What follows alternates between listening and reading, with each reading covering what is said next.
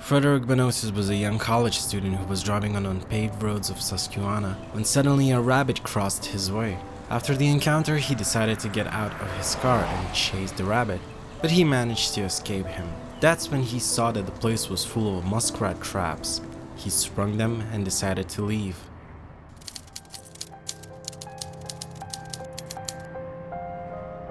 Two weeks later, Frederick was driving from La Salle College.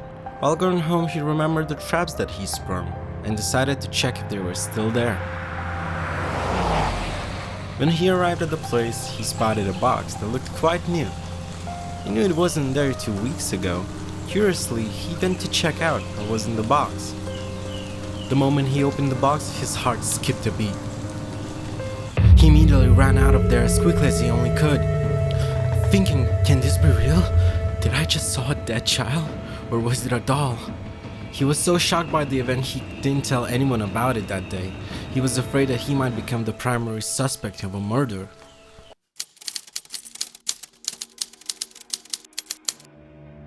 While driving to his college, he heard on the radio about a missing girl from New Jersey. He immediately thought, what if that's her that was in the box? He could not shake the thought out of his mind, so he decided to talk to his counselors and a priest about it. And they all advised him to call authorities and tell them everything. Sergeant Charles Gorgani took a call from the station desk, and Frederick decided to tell him everything about what he saw the previous day. Detectives considered his story quite suspicious, and he was put on the suspect list, until he was proven innocent by taking a polygraph test, aka the lie detector test.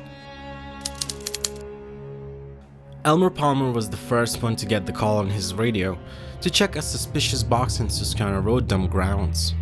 At first, Palmer thought it was just gonna be a doll or something like it, as they did get quite a few calls about similar things in the town.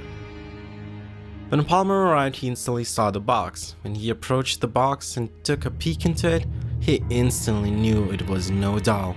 It was a child. He ran back to his car and radioed back the police station and confirmed the suspicions of a dead child. Later, Detective Joseph Tomaselli took a command of 12 other detectives and searched the area for any possible evidence, particularly the boy's clothing. Later that day, in the evening, Joseph V. Spellman performed an autopsy on the kid. He had difficulty concluding the exact time of death, as the weather was quite cold and it slowed down the decomposition of the body. In his conclusion, he wrote that the boy could have passed anywhere from 2 days to 3 weeks ago.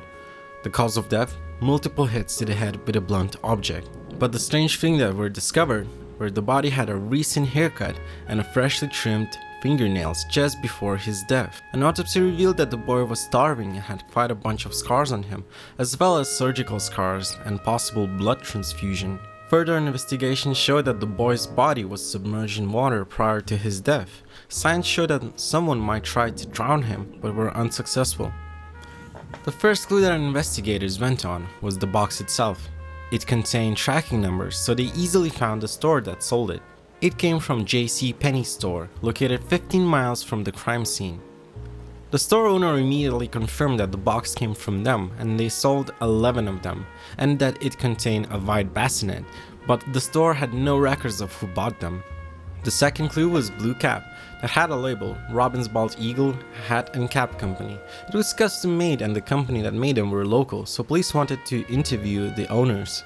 Miss Robbins identified the cap and told the police that the man about 26 to 30 years old did buy one of these. With that information, detectives went to more than 143 stores and businesses with only a picture of a blue cap and a child.